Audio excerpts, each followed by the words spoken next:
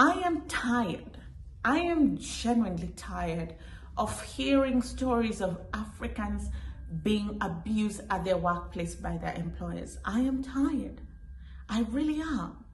And it's almost like nobody cares about us. Our governments don't care about us.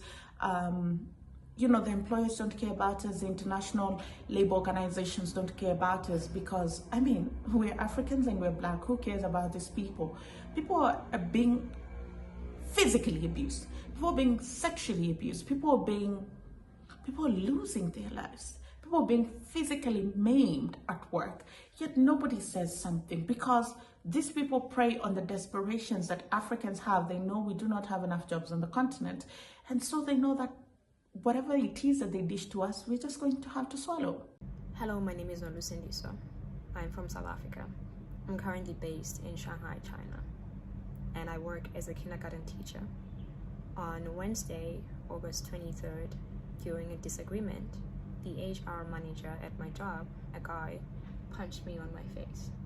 After he punched me and I was screaming, trying to get out of his office, he pushed me down on the couch, telling me that I needed to sit down. I screamed and I was trying to get my phone so I can take pictures and videos of what was happening. Instead, he grabbed my phone and said he didn't have my phone anymore. I don't know how I got out of the office, but somehow I got out, and I was running in the passage of this kindergarten trying to get help. There were various women there. All of them just watched and did nothing. I managed to run to the stairs, but by the time I got to the stairs, he was already there, and he was preventing me from going past him. Hello there, how you doing? Welcome to another episode of our conversations. My name is Sandira Oganga. I'm a business journalist by profession and a digital content creator. I love coming on here talking to you guys about Black people, Africans, our empowerment, and how we can rise up and take our rightful place at the global stage. You can connect with me on social media at Sandira Oganga on Facebook, Instagram, and Twitter.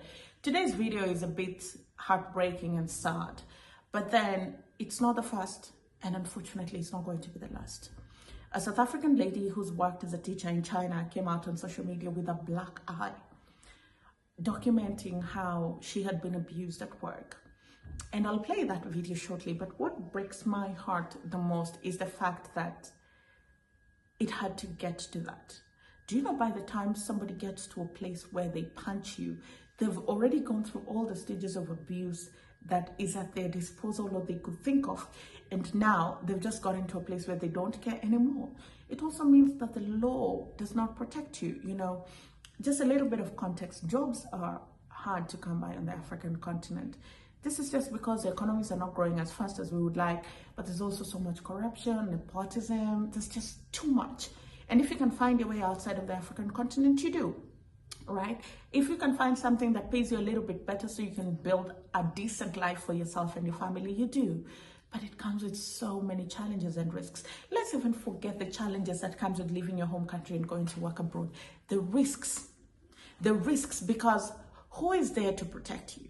Who is there to take care of you? Who is watching out for your welfare? African governments are the most useless governments when it comes to international welfare of their people when it comes to work. They literally do not care. They're so concerned about the diplomatic relations of this country that they're not bothered to protect the people that work there. I'll give you an example. Kenya. Many of our workers go to the Middle East to work as house helps.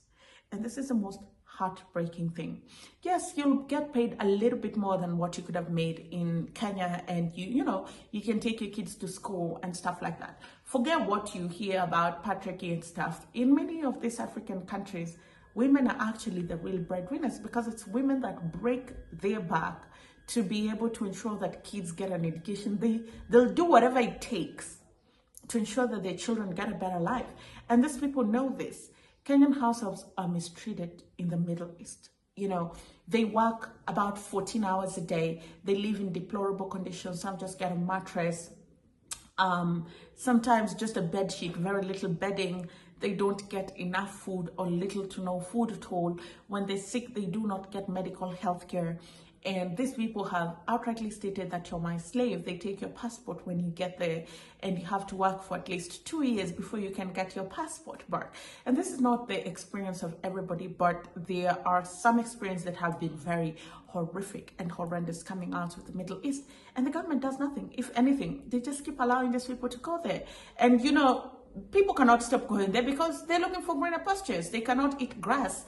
But you can do something to protect the welfare of your people when they're working abroad. You know, there's some of these countries that when the people are working in your country, they know exactly where the people are, and you cannot touch their people unless a diplomatic wrath is going to fall on you. You know, there have been stories of women who work abroad from Uganda in the Middle East, going back home physically maimed, without kidneys, sometimes livers.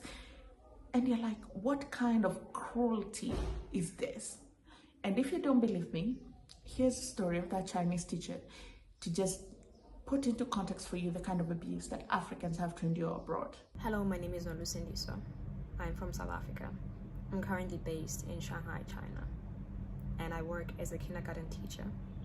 On Wednesday, August 23rd, during a disagreement, the HR manager at my job, a guy, punched me on my face. After he punched me and I was screaming, trying to get out of his office, he pushed me down on the couch, telling me that I needed to sit down. I screamed and I was trying to get my phone so I can take pictures and videos of what was happening. Instead, he grabbed my phone and said he didn't have my phone anymore.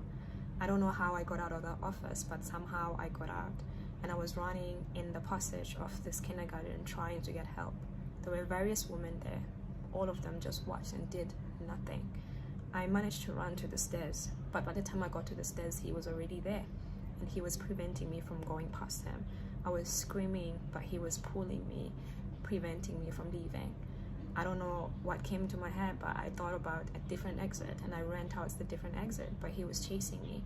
And during the time that he was chasing me, he was singing a song, humming a song, as though to distract me in case so that I can fall and he can catch me. I managed to get out of the building, and there was another lady outside the building shouting for the securities officers to close the gate so I wouldn't get out. But what happened is the security officer made a mistake. Instead of closing the gate, he opened the gate, and then I ran, managing to get out. By the time I got out, I had no shoes on, no socks on. They had taken my phone. I had no bag on. It was just me and nothing on my hands. I didn't know what to do, so I started walking on the streets, and I came across a young Chinese lady. Asked her if she speak English, and she said yes. I asked her to call the cops. She called the cops arrived, and we went back to the kindergarten.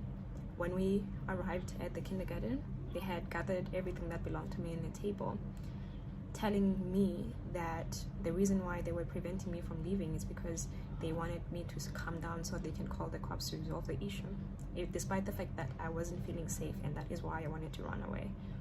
Then the guy who had punched me told the cops that he did not punch me, that I hit my eye on the couch. I asked them to release the CCTV footage of the building while I was running, and they said they don't have it. We went to the police station.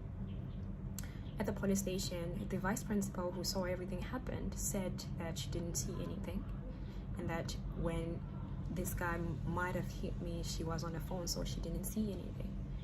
When I arrived there, the cops basically told me that my visa is expiring next week and I do not have proof that this guy has hit me, and therefore I needed to settle.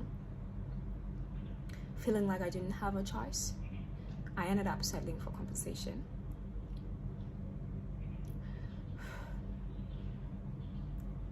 I'm making this video because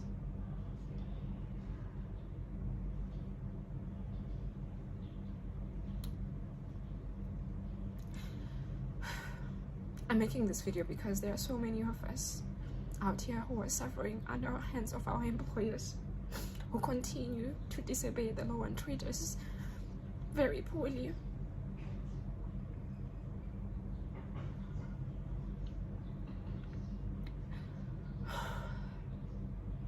And I'm also making this video because I feel very powerless in this situation.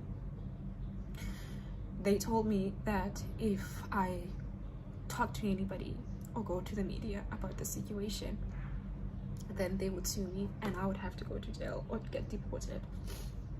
They also threatened to put me on some teachers' blacklist in China so that I would never get a job in China.